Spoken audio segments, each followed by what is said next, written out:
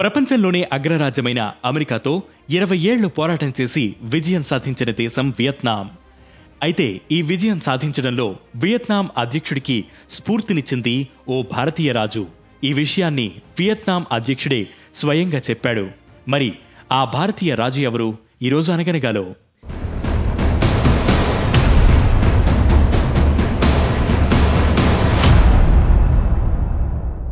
అమెరికాపై విజయం సాధించడంలో వియత్నాం అధ్యక్షుడిని ఇన్స్పైర్ చేసింది రాజస్థాన్లోని మేవాడ్ మహారాజు రాణా ప్రతాప్ సింగ్.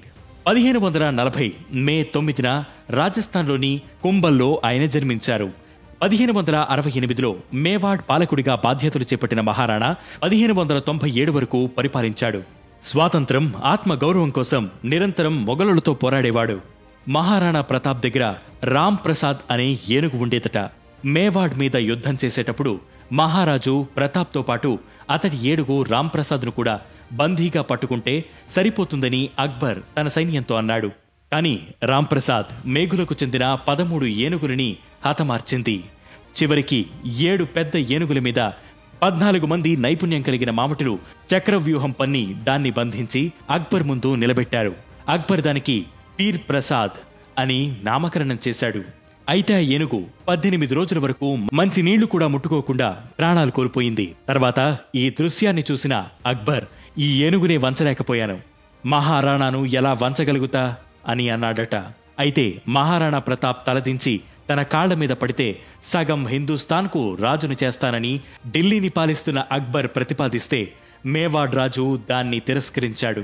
అంతటి నిరుపమాన దేశభక్తుడు రాణా ప్రతాప్ సింగ్ భారతీయులతో పాటు విదేశాల్లో కూడా పోరాట స్ఫూర్తిని నింపాడు.